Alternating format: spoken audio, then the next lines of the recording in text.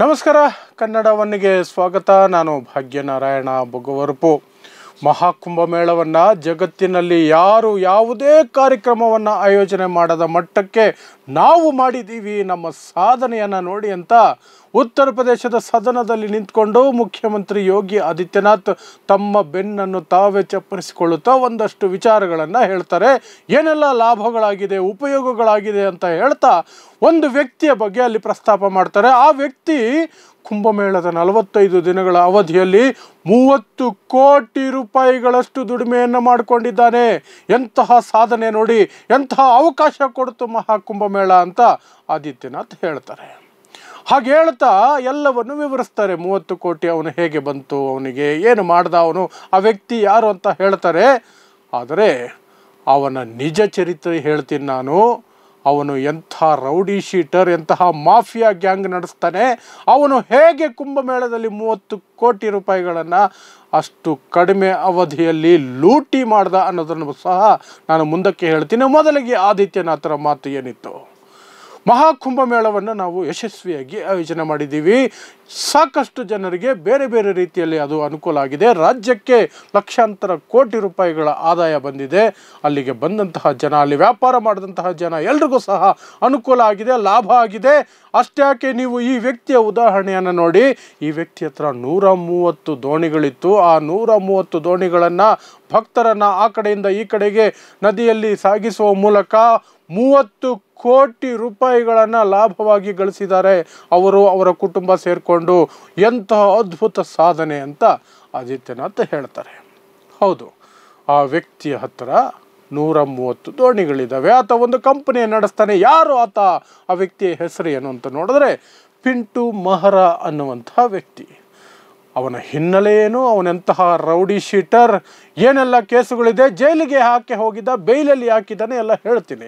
ಅದಕ್ಕಿಂತ ಮೊದಲು ಅವನು ಈ 30 ಕೋಟಿ ರೂಪಾಯಿ ದೊಡ್ಡ ಮಟ್ಟದಲ್ಲಿ ಸಾಧನೆ ಮಾಡಿಬಿಟ್ಟ ಅಂತ ಆದಿತ್ಯನಾಥ್ ಹೇಳ್ತಾರಲ್ಲ, ನಾಚಿಕೆ ಆಗಬೇಕು ಆದಿತ್ಯನಾಥ್ ಅವರಿಗೆ. ಯಾಕೆಂದರೆ ಅವನು 30 ಕೋಟಿ ದುಡಿಮೆ ಮಾಡಿದ್ದು ಅಡ್ಡದಾರಿಯಲ್ಲಿ, ಮೋಸದ ಹಾದಿಯಲ್ಲಿ ಲೂಟಿ ಮಾಡಿ, ಬೆದರಿಸಿ, ಬ್ಲ್ಯಾಕಲ್ಲಿ ಆತನ ಟಿಕೆಟ್ಗಳನ್ನು ಮಾರಿ ಹೇಗೆ ಏನು ಮಾಡ್ದ ಅವನು ಮಾಡಿದ್ದಿಷ್ಟೇನೆ. ಅಲ್ಲಿ 2 ಕಡೆಗೆ ಬೋಟುಗಳನ್ನು ಸಾಗಿಸೋದಿತ್ತು. ಒಂದು ಬೋಟ್ ಕ್ಲಬ್ನಿಂದ ತ್ರಿವೇಣಿ ಸಂಗಮಕ್ಕೆ. ಅದಕ್ಕೆ ಸರ್ಕಾರ ದರ ನಿಗದಿ ಮಾಡಿತ್ತು, 120 ರೂಪಾಯಿ ನಿಗದಿ ಮಾಡಿತ್ತು. ಇವನೆಷ್ಟು ತಗೊಳ್ತಿದ್ದ? 2000ರಿಂದ 5000 ರೂಪಾಯಿವರೆಗೂ ತಗೊಳ್ತಿದ್ದ. 2000ರಿಂದ 5000 ರೂಪಾಯಿ, 120 ರೂಪಾಯಿಯ ಟಿಕೆಟನ್ನು 2000ರಿಂದ 5000 ರೂಪಾಯಿವರೆಗೂ ಕಲೆಕ್ಟ್ ಮಾಡ್ತಿದ್ದ. ಇದು ಅಲ್ಲಿನ ಜನ ಮಾಡಿರುವಂತಹ ಆಪಾದನೆ, ದುಡ್ಡು ಕೊಟ್ಟಿರೋರು. ಯಾಕೆಂದರೆ ದೇಶದ ಯಾವುದೇ ಮೂಲೆಯಿಂದ ಹೋಗಿರ್ತಾರೆ, ಅಲ್ಲಿಗೆ ಹೋದ್ಮೇಲೆ ಕೇಳಿದಷ್ಟು ದುಡ್ಡು ಕೊಡ್ತಾರೆ. ತೀರ್ಥಯಾತ್ರೆಗೆ ಅಂತ ಹೋಗಿದ್ದಾರೆ, ಪುಣ್ಯ ಸ್ನಾನಕ್ಕೆ ಅಂತ ಹೋಗಿದ್ದಾರೆ, ಕೋಟ್ಯಂತರ ಜನ ಸೇರಿದ್ದಾರೆ. ಬೋಟ್ ಬೇಕೇ ಬೇಕು, ಬಳಸಲೇಬೇಕು, ಅನಿವಾರ್ಯ, ಕೊಟ್ಟಿದ್ದಾರೆ. ಇನ್ನೊಂದು ಕಡೆ ಅರೇಲಿಂದ ತ್ರಿವೇಣಿ ಸಂಗಮ ಅನ್ನುವಂತಹ ಡಿಸ್ಟೆನ್ಸ್ ಜಾಗ, ಅಲ್ಲಿಗೆ ಸರ್ಕಾರಿ ದರ ಕೇವಲ 75 ರೂಪಾಯಿ. ಇವನ ಕಂಪನಿ ಅಥವಾ ಇವನ ಬೋಟುಗಳು ಚಾರ್ಜ್ ಮಾಡಿದ್ದು 500ರಿಂದ 1000 ರೂಪಾಯಿ. ಈ ರೀತಿಯಾಗಿ ಅಡ್ಡದಾರಿಯಲ್ಲಿ ಸರ್ಕಾರಿ ದರವನ್ನು ಧಿಕ್ಕರಿಸಿ ಅದಕ್ಕಿಂತ 10 ಪಟ್ಟು, 20 ಪಟ್ಟು, 30 ಪಟ್ಟು, 50, 100 ಪಟ್ಟುವರೆಗೆ ಕಳ್ಳ ಮಾರ್ಗದಲ್ಲಿ ದುಡಿದಿದ್ದಾನೆ. ಅದನ್ನು ರಾಜ್ಯದ ಮುಖ್ಯಮಂತ್ರಿ ತಿಳ್ಕೊಂಡು ಅವನನ್ನು ಎತ್ತಿ ಒಳಗಾಕ್ರಿ, ಜೈಲಿಗೆ ಹಾಕ್ರಿ ಅವನ್ನ ಅಂತ ಹೇಳಬೇಕಾ?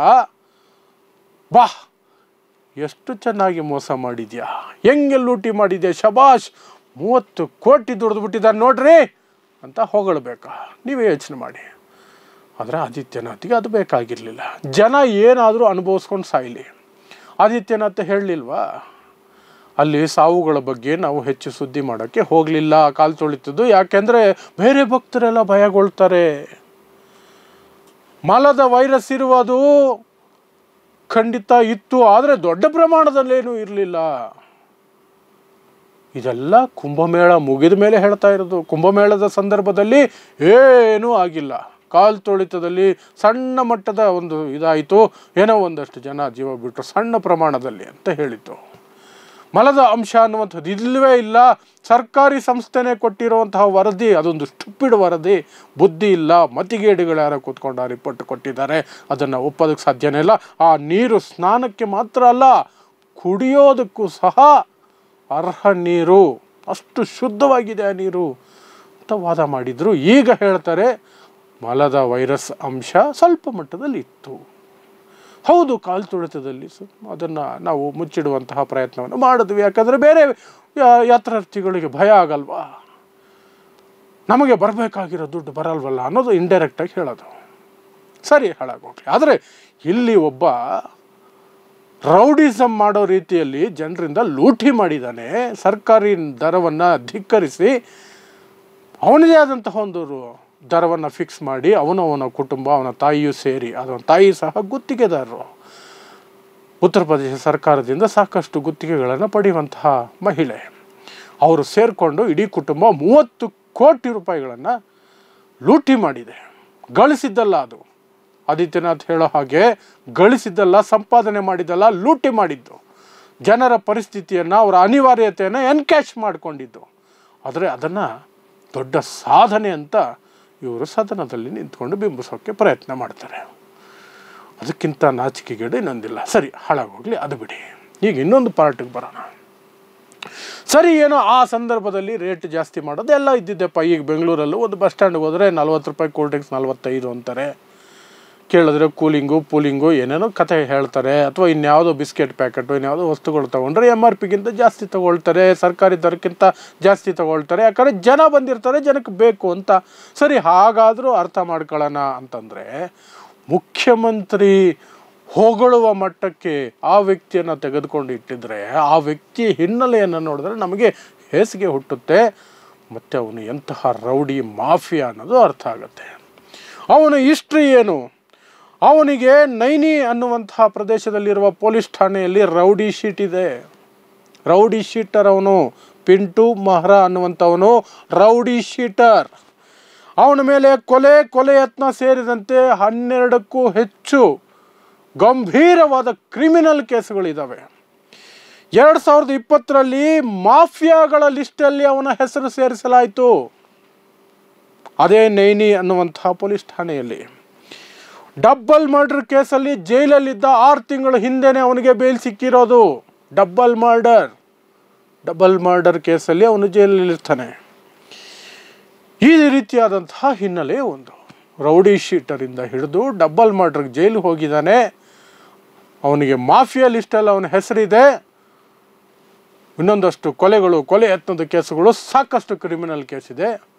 ಇವನ ಬಗ್ಗೆ ಸದನದಲ್ಲಿ ನಿಂತ್ಕೊಂಡು ರಾಜ್ಯದ ಮುಖ್ಯಮಂತ್ರಿ ಅವನ ಸಾಧನೆ ನೋಡ್ರಿ, ಅವನ ಸಾಧನೆಯನ್ನು ಗಮನಿಸ್ರಿ, ಎಷ್ಟು ಹೆಮ್ಮೆಯ ವಿಚಾರ ಇದು ಅಂತ ಹೊಗಳ್ತಾರೆ. ಅಂದರೆ ಆ ಮುಖ್ಯಮಂತ್ರಿಗೆ ಏನು ಹೇಳಬೇಕು, ಅಲ್ಲಿನ ಪೊಲೀಸ್ ವ್ಯವಸ್ಥೆಗೆ ಏನು ಹೇಳಬೇಕು, ಅಥವಾ ಈ ಪಿಂಟು ಮಹ್ರಾನ ನಿಜವಾಗ್ಲೂ ಹೊಗಳಬೇಕಾ? ಈ ರೀತಿಯ ವ್ಯಕ್ತಿ ಈ ರೀತಿ ಹೆಸರು ಹೊಗಳಿಸ್ಕೊಳ್ತಾನೆ ಮುಖ್ಯಮಂತ್ರಿ ಮೂಲಕ ಅಂದರೆ. ಅದಕ್ಕೆ ಪಿಂಟು ಹೇಳ್ತಾನೆ, ವಿಡಿಯೋ ಒಂದು ಮಾಡಿಬಿಡ್ತಾನೆ, ನಾನು ಮುಖ್ಯಮಂತ್ರಿ ಮತ್ತು ಪ್ರಧಾನಮಂತ್ರಿ ನರೇಂದ್ರ ಮೋದಿ ಅವರಿಗೆ ಆಭಾರಿಯಾಗಿದ್ದೇನೆ. ಎಂತಹ ಆಯೋಜನೆ ಸುಂದರವಾಗಿ ಮಾಡಿದ್ರು, ನಮಗೆಲ್ಲ ಸಿಕ್ಕಾಪಟ್ಟೆ ಲಾಭ ಆಯಿತು. 30 ಕೋಟಿ ರೂಪಾಯಿ ದುಡಿದು ಬಿಟ್ಟಿದ್ದೀವಿ ನಾವು. ಸರ್ಕಾರಿ ದರವನ್ನು ಧಿಕ್ಕರಿಸಿ ಅದಕ್ಕಿಂತ 10, 20, 50 ಪಟ್ಟು 100 ಪಟ್ಟುವರೆಗೆ ಚಾರ್ಜ್ ಮಾಡಿ ಜನರಿಂದ ಲೂಟಿ ಮಾಡಿ ಅದನ್ನು ಹೆಮ್ಮೆಯಿಂದ ಒಬ್ಬ ವಿಡಿಯೋ ಮಾಡಿ ಹಾಕ್ತಾನೆ. ಅವನ ಹೇಳಿಕೆ ಹಾಳಾಗೋಗ್ಲಿ ಅಂದ್ಕೊಂಡ್ರೆ ರಾಜ್ಯದ ಮುಖ್ಯಮಂತ್ರಿ ಅವರೇ ಮಾಡಿದಂತಹ ರೂಲ್ಸ್ ಬ್ರೇಕ್ ಮಾಡಿ ಲೂಟಿ ಮಾಡಿದ ವ್ಯಕ್ತಿಯನ್ನು ಸಾಧನೆ ಅಂತ ಬಿಂಬಿಸ್ತಾರೆ. ಇದು ಉತ್ತರ ಪ್ರದೇಶದಲ್ಲಿ ಕುಂಭಮೇಳದ ಸಂದರ್ಭದಲ್ಲಿನ ಹಿನ್ನೆಲೆಗಳು. ಇದು ಒಂದು ಕೇಸ್ ಅಷ್ಟೇ, ಈ ರೀತಿ ಸಾಕಷ್ಟು ಪ್ರಕರಣಗಳಿದ್ದಾವೆ, ಸಾಕಷ್ಟು.